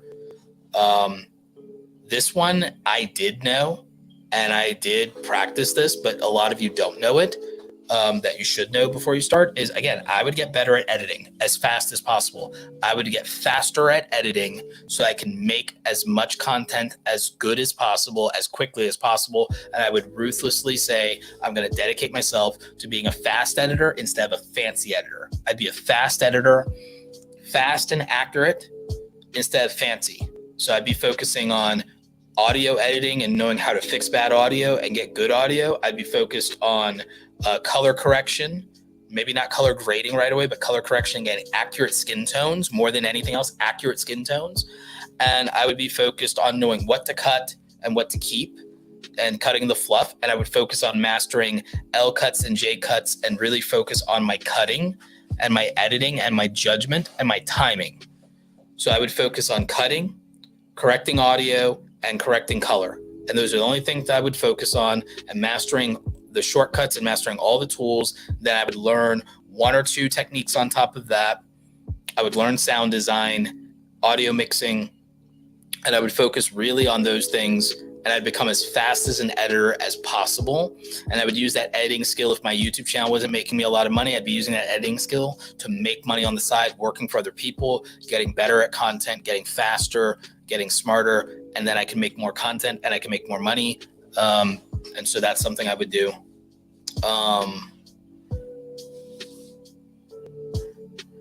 And what's the third thing? Third thing is, I knew this, but other creators don't. Don't focus on AdSense. Everything, there's almost any other thing you would want to do would make more money than AdSense when you're getting started. And it's hard to get monetized now starting out. I've made videos to help you with that, but it gets discouraging. So from a money standpoint, everything else makes more money except for AdSense when you're getting started, especially if you're doing entertainment content. AdSense doesn't pay that well. 10 people buying a shirt for you makes you $100 faster than trying to get 100,000 views. Trying to get 10,000 to 100,000 views to make $100, which is about what it's going to take most of you. Because most of you will only make $1 to $2 for every 1,000 views on YouTube after YouTube takes their cut. If you're an entertainer and not an educator, that's what it's like. So you'd have to get 50 to 100,000 views to make your first $100 on YouTube. You are much better off if you can sell 10 t-shirts, and a lot of you are reluctant to try to do that. You'll make $100 faster selling 10 t-shirts than getting hundreds of thousands of views for the same $100. And so that's the biggest mistake a lot of people make, is they think YouTube AdSense is what's going to make them money as a YouTuber, when most of you, it's going to be something else until you can get brand deals. And that will come much later, because you should focus on growing the audience instead of trying to cash in. But if you are going to grow the audience and grow loyalty, you're better off with memberships, donations, merchandise, freelancing, and affiliate marketing, and maybe making your own digital product than you are with AdSense, and it's not even close. And then later, AdSense can become meaningful. For me, AdSense pays taxes. And biggest potential revenue stream for most of you will probably be brand deals, but it'll probably not be relevant early in your career. It'll be relevant later in your career. If you can get a loyal audience to buy from you, you're going to be able to negotiate better brand deals. If you can get an audience to buy from you personally, you have leverage improving your salesmanship to get brand deals. And the same thing with affiliate marketing. But creators sleep on it because they don't want to feel salesy. And yet at the same time, they're then supposed to figure out how to sell themselves to a brand. It's counterintuitive. If you can't sell yourself to an audience, how are you going to sell yourself to a brand? So that's the thing is creators worship AdSense and are reluctant to build a real business around their channel from the beginning, and to have the idea from the very beginning of how they're going to monetize outside of YouTube AdSense. They get so hung up on that and so hung up on meeting the monetization requirements that doesn't occur to them that they can be profitable before that, and that it will help them later in their career. So that's a big one. And I would say that, so yeah, the monetization piece, becoming a faster editor, and really understanding that you have to make content people want to watch, and understanding what that is, and understanding that what you want to make. So I can sum up this. I can sum up this easy. Lesson number one: what you want to make will not always be what people want to watch. So that's lesson number one. I'm going to teach you 3 lessons for everybody before they start. This is actually pretty good for a video later. 3 lessons for every new content creator. Number one: what you want to make will not always be what other people want to watch.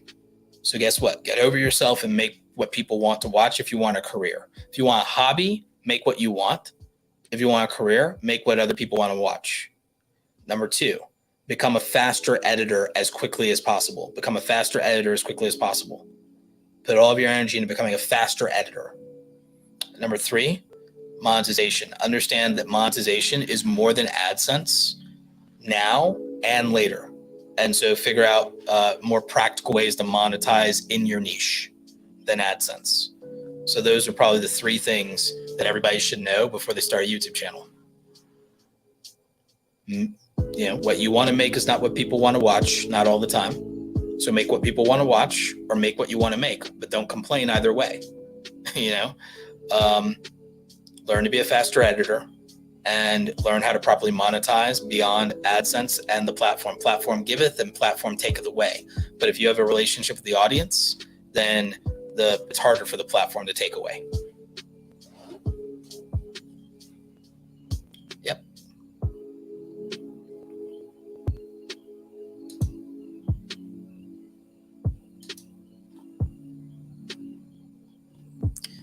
And so, yeah, so I think that's a great place to bookmark it and to end today's episode. I want to thank the live audience. The live audience can stay tuned for the after hours of the show.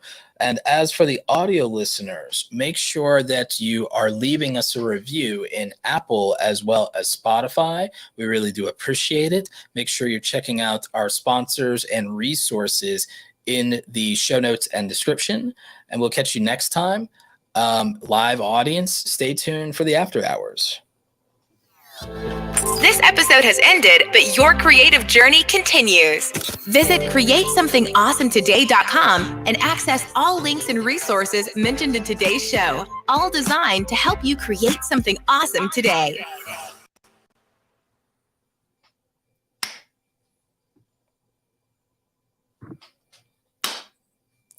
All right, and now for the after hours. And so Andy will edit that later.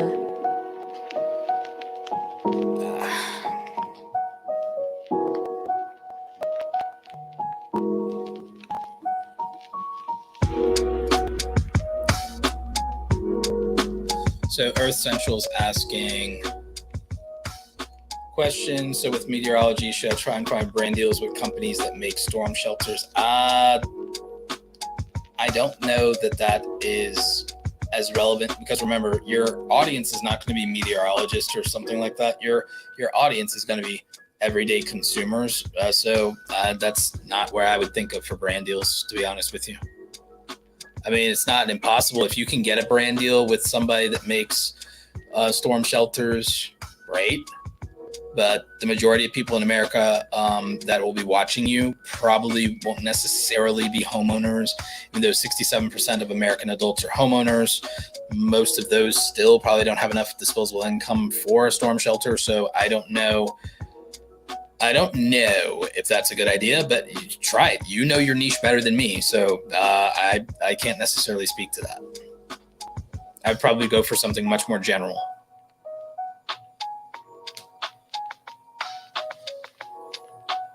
What resources should I use for better sound design? Start with the resources that exist in your video editing application of choice. And other than that, use Epidemic Sound, one of our great sponsors, linked in the description. Trans Tech, what's up, homie? My current struggle is I feel the need to get 10K subscribers because I'm finding brand deals at a sub count under that seems impossible.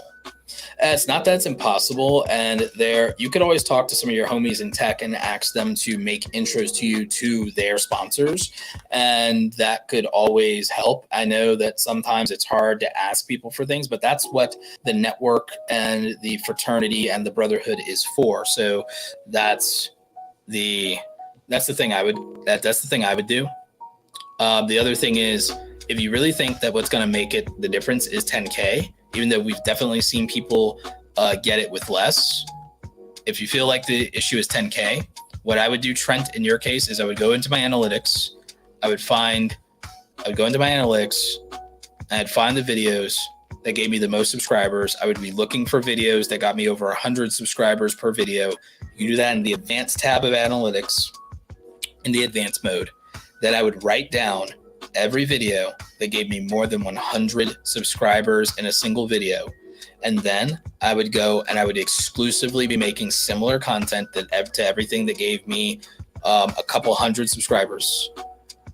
And then, so if I had content that was like, oh, this gave me 300 subscribers, this gave me 200 subscribers, I would sit there and I would make nothing but videos for like 3 months, or for the rest of the year, 6 months, the rest of the year, 6 months, for the next 6 months. I would only be making videos that are similar to videos that gave me hundreds of subscribers. And then I know that, because I think you're at 7 or 8K right now. I think you're at like 7 or 8K. Then I would know, oh, okay, if I'm only making videos that get me like 200 subscribers or more, then I have a very good chance of meeting 10K before the end of the year. And then my uphill battle on brand deals, according to you, should be over. So that's what I would do. And I would just not make videos. I would not make videos that don't have proof that they grow subscribers. If I care about subscribers, whenever I decide, oh, I have a subscriber milestone, all I do is make a plan to make 10 videos that I know get me, like whenever I want to get more subscribers and I want to grow the channel, I find videos that have been proven to get me 2,000 subscribers per video. And then I make like 20 videos that get me 2,000 plus subscribers per video. And then my channel grows.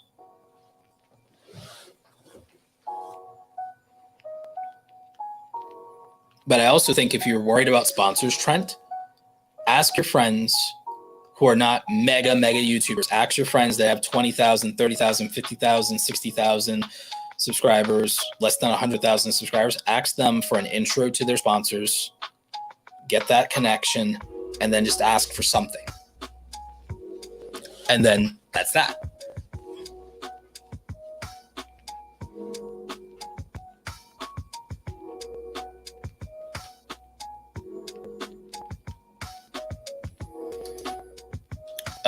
Should you pay 2 to 3 decent Fiverr artists for merch designs or pay one really good one for several designs? You can go either way on that. Sometimes there are diamonds in the rough.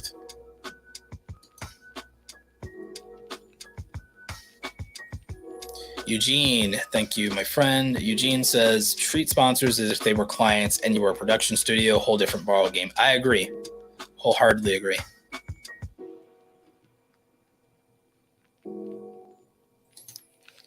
Taking notes, Roberto, currently at 8,455 subscribers. Yeah, you're pretty close. So that's another 1,500.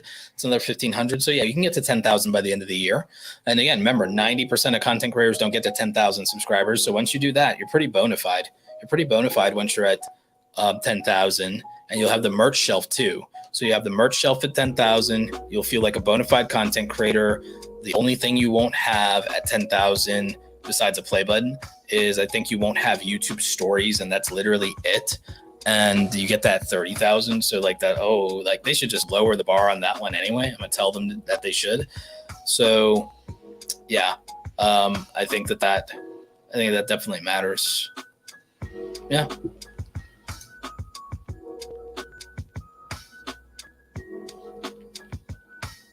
Earth Central, you say you're going to hit 10K subs by the end of the year. Congratulations. Yeah, all any content creator needs to focus on, in my opinion, is initially getting your first 1,000 subscribers.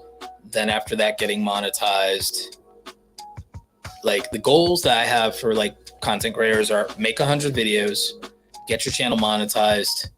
And those two things don't have to serve the same purpose, but you make 100 videos, you get your channel monetized, and get 10,000 subscribers. Those are the main things that I focus on in terms of outcomes for content creators being successful. And then beyond that, it's okay, consistently make $1,000 a month, and then okay, get your first brand deal. And those are really the main outcomes. Those are the main outcomes that I look for, even when I'm teaching content creators and I'm trying to build successful content creators like through Awesome Creator Academy. Like the main thing that I focus on is to focus on a couple of things. Get your channel, monetized. Make 100 videos to get experience. Shoot, perform, and edit. And I don't count YouTube Shorts in that 100, by the way. I just don't. Some people think I'm a snob for that. I don't count YouTube Shorts. Make and edit 100 videos. Get a channel monetized. You don't have to do them. Those don't have to be the same thing, by the way, or one doesn't have to lead to the other. Get to 10,000 subscribers, earn $1,000 a month from your content one way or another, and get your first brand deal. Those are the main 5 outcomes that I try to produce, whether that's people watching my free content, doing coaching with me, doing Awesome Creator Academy in my membership group, whatever it is. Whenever I work with content creators, if they're not full-time content, because I have a different set of goals. I have a different set of goals for full-time content creators and people who are over 10K. People who are over 10K, I have a different set of goals. But my 5 outcomes for those new micro influencers and nano influencers, those are really the only 5 goals I have for people. That's it. That's all anyone. Those are 5 levels of feeling accomplished and successful. And like, that's all anyone really needs to do to have a really strong foothold. And like, once you do that, I feel like you're a successful content creator. Once you do those things. So there's only really 5 outcomes that I'm looking for to help someone accomplish. And then if they accomplish that, then we have a new set of goals and outcomes to work on if you accomplish those things. But until you accomplish those things, there's no point in moving on. So then the goals are very different. If you're somebody and we're trying to get you from 10K to 50K, that's different. When we're trying to get a 50K to 100, from 50K to 100K, well, that's different. And then when we're trying to get to from 100K 500K, well, that's different. And then when we're trying to go from 500K to $1 million, if we're trying to do that, well, that's different. So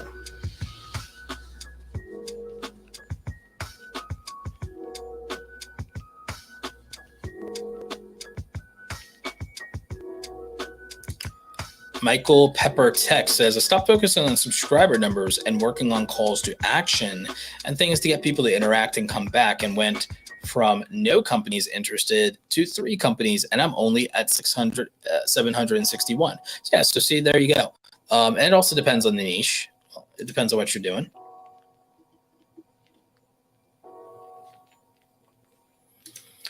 Subscribers can be important milestones after monetization because they unlock features. So after at 100 subscribers, you get your channel URL. At 500 subscribers, you get the community tab. At 1,000, you get most of the features. You get monetization, you get super chats, you get all these things. But at 10,000, you get the YouTube merch shelf and a few other things. So 10,000, 10,000 subscribers is important. And at 30,000, you get access to YouTube stories. So there are subscriber milestones that do matter after monetization. For feature unlocks, yes. For feature unlocks, yes. Also, to be able to apply to certain other third-party websites and third-party platforms, especially for sponsors. Some platforms you need 10,000 or you need 5 or 10,000 to unlock the ability to get access to other third-party platforms, features for YouTube integrations and other things, or brand deals or things such as that, to be able to like bid on projects or pitch yourself or do other things. So those things unlock for you. Things like other influencer programs, affiliate marketing programs, those things unlock for you with higher subscriber numbers. Invites to some events unlock with those things as well. So they can matter for those reasons from a technical perspective, not an algorithm perspective. Subscribers don't matter to the algorithm. I know people don't believe that. Subscribers don't matter to the algorithm. They do matter for feature unlocks, and then they do matter for other forms of gatekeeping. And obviously they matter in marketing, but that's about it. But algorithmically, they don't matter. Algorithmically, subscribers don't matter, but there are other material reasons that they do matter. Feature unlocks being primary reason.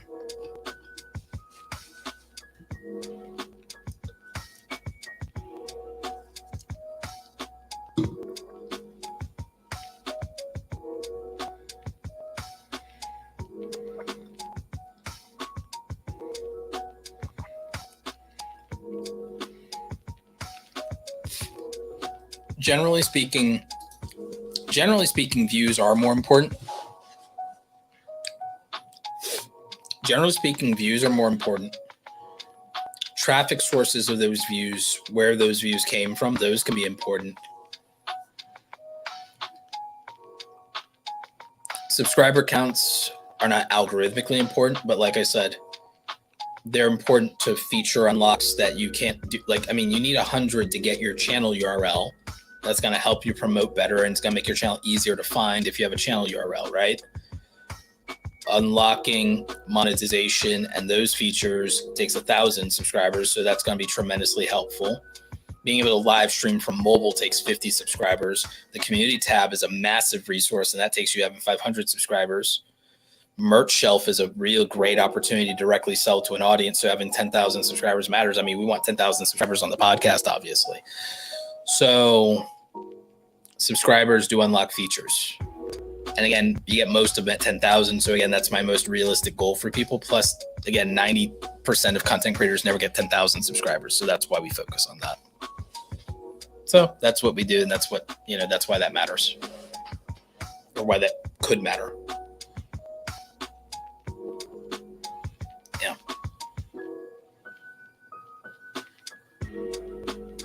Elite Landscaping says, hey, Roberto, I'm hitting 30K views a month now. Thank you so much. Been listening to you as a coach for 10 months now. Oh, yeah, absolutely. Good job, man.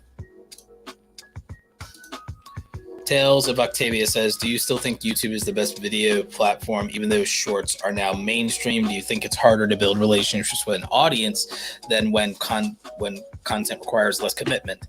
I think shorts is a specific audience. It's mostly young people. I think shorts is a different thing. There's still just as many people for certain types of content as there always is. There's just shorts thrown in the mix now, and that's all it is.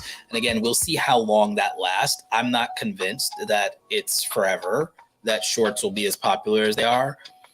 And I think shorts, I think of YouTube shorts as just remember what happened when YouTube gaming was popping and everybody could all of a sudden become a big YouTuber doing gaming. Remember how long that, and all right, so did YouTube gaming last? Not for the majority of people. And now there's only so many successful YouTube gamers. You can't just be a YouTube gamer just like that, back in the day, and just do Let's Plays. And that's what shorts are now. Same thing with pranks. Oh, I could just do pranks. I could do pranks. Oh, I could do cinematic vlogs. I feel like it's another one of those trends. And we'll see how long it lasts. I think that it will have a phase for another 2 or 3 years. I think the pandemic changed dynamics, but I think the novelty of short form viral vertical video, I think that'll mostly be a TikTok thing. It's a cultural relevant thing with young people. But again, I don't think the culture of Gen Z, the current culture of Gen Z, I don't think it has another 5 years in it. I think it has another 3 in it, maybe another 2, depends on what happens in the world. But Gen Z culture is kind of fickle. Like, so I don't think it's going to last. I could always be wrong. I rarely am wrong about these things, but I could be wrong. But think about it. Attention spans of a goldfish have consequences. So how long can this really drag out? And I've already seen people who blew up with shorts when it started start to fall off. I've already seen channels that I swore shorts was going to be their thing. I've seen channels with millions of subscribers that like jumped onto YouTube shorts, struggling to get, like with millions of subscribers, struggling to clear 20,000 views on a video now, shorts or otherwise. So I don't necessarily think that shorts are going to they're going to dominate for a good minute here, but there's still plenty of opportunity. I'm seeing plenty of channels that don't touch shorts that grow. With the strategy that I'm about to pull on my main channel, once the summer really gets going and I have more time to sit down and edit and chop things up or whatever, I'm getting back in my flow and my grind. The podcast is going to help. I'm going to do the podcast more too. But let's think about it. There are going to be people who are going to grow podcasts and live streams and long form content and commentary. Look at all the people doing the legal live streaming. The legal live streams are disproportionately more successful than anyone who's going viral off of shorts and viral off of TikTok.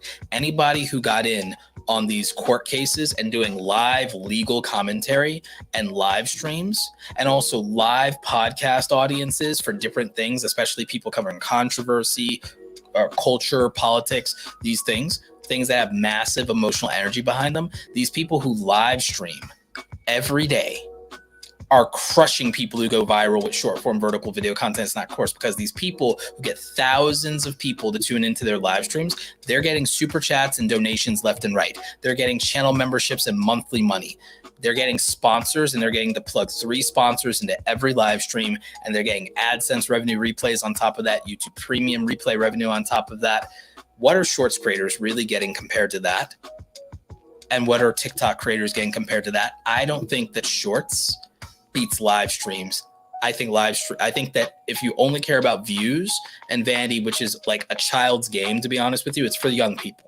It's really for the young people. It's for the people under 25 who want to be validated with clout and views, and that's fine. But in terms of holding attention, that's an adult's game. Adults would rather hold attention and have like 100 people on a live stream, 1,000 people on a live stream, than get 100,000 views for 15 seconds. That's the truth. And that there's more money in the long form content is more financially valuable than short form content. And it's not even close. Yeah, YouTube Shorts, you're lucky if you get $100 in a month. You can get $100 in a single live stream through super chat donations, plus make money off replays. And you can do sponsor. And you have a better chance of plugging merch or affiliate or selling something.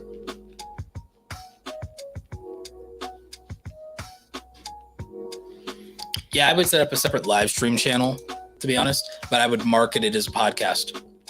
I would set up my live stream channel and do it as a podcast. I mean, that's why I'm doing it. It works out really well. Someone's saying, yeah, I get $20, $60 a month from TikTok. Yeah, it's like, yeah, it's nuts. It's nuts. I mean, even this podcast, because I also simulcast to Facebook Live, and Facebook Live is giving me live bonuses now.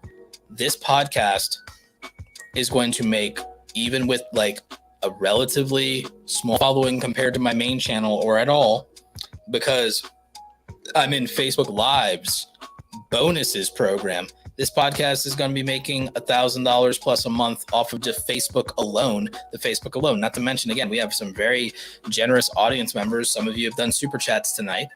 So this is going to do well from super chats, AdSense revenue. We have $30 CPMs on this channel as a podcast channel. And I'm not even plugging in all the ads I could because I'm not like super into doing that. But with the ability for me to also have the bonuses from Facebook Live by simulcasting, thank you StreamYard. So the simulcasting, the fact that I can package my podcast with my main channel sold to my sponsors for a value add means that we get some benefit from the sponsors from doing the live stream. We get affiliate revenue from the distribution as an audio podcast and as a video podcast. So there's clicks on that. The obvious opportunities for promoting the book, by the way, make sure you're checking out and you pre-order my book, Create Something Awesome Today. I'm going to link that in the chat for you, and I'll try to remember to link it in the description as well. But you can pre-order my book, Create Something Awesome, over on Amazon.com right now. But yeah, those opportunities, merchandise, books, all these other things, Facebook, in terms of the bonuses program there, super chats from the community. Eventually we'll probably do something with channel members at some point, or do some type of call-in show scenario for that, for members only. So there's, like, even this podcast has less than 3,000 subscribers right now, and yet this podcast is profitable and practical to do. There's no way I could do shorts, TikToks, and reels on the daily and get the same value that I would get out of doing a live stream podcast. There's just no way. So, shorts is a great reach and branding opportunity. It's a great way to make your name. It's the fast track to getting famous. If you want to get famous, shorts, TikTok, that's for people who want to get famous. Even if they don't make a lot of money at first doing it, they might in the long run, because they make a name for themselves. Maybe that translates to YouTube or podcast or Twitch success. I feel that Twitch, YouTube Live, regular YouTube content is the more sustainable career. I think podcasting is a sustainable career. I think being a short form viral content creator is something that you can do on the back of a trend while it's trendy. I think you can make a name for yourself while you're young, and then you got to translate into something more evergreen and viable. Because it's just asking for it to be Snapchat or Vine in a couple more years. Snapchat had a good run, remember? Snapchat had a really good run, and it's still around, and my stock in it is actually up, so that's good. But Snapchat, how long? It had a couple of years. It had a good run, and then it was irrelevant. It's still around, but it was irrelevant. Vine went out of business. And even as we speak, remember, TikTok is banned in India and in several other countries.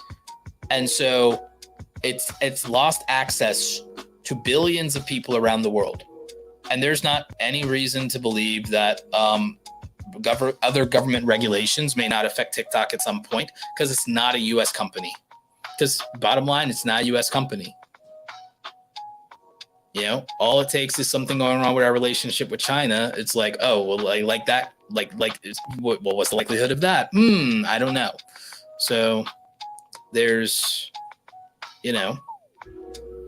so there's that. There's that.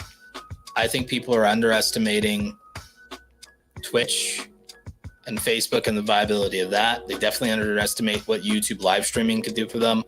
I mean, if LinkedIn starts paying creators, your boy already has over 10,000 in LinkedIn, which is very rare for people to do, even people in my niche, and almost no one creates content. It's all consumers. So it's like, if LinkedIn starts deciding, hey, we're going to give creators a bag and everything like that, your boy will be over there making a lot of LinkedIn content, or we'll be double dipping even more with live streaming. So just understand, it depends on what you want to get out of these platforms. If you just want an audience, or you just want people to pay attention to you, shorts and TikTok it's there. It's there. But if you want to make money and you need to have a career and you're over 25 and you got bills to pay and responsibilities, it's not the best option in the world. YouTube and Twitch and other things pay better.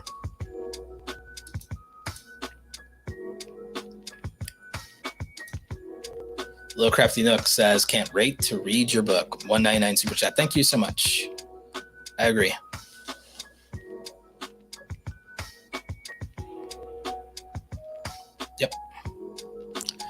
But I think that that's going to be it for the show, everybody. I want to thank everybody for tuning in. I really appreciate y'all.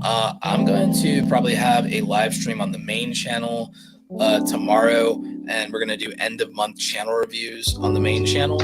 And then I probably will do another podcast for the weekend, and then I'll be doing one for the week before I head out to Florida on Wednesday night. So we'll probably do it like Monday or Tuesday. We'll do another podcast. And then I'm in Florida for a couple of days. I may or may not do one while I'm out there. And yeah, other than that, I hope everyone has a good evening. Remember, you can pre-order my book on Amazon. I would definitely appreciate it if you do that. Otherwise, stay awesome, and I'll catch you next time. Take care.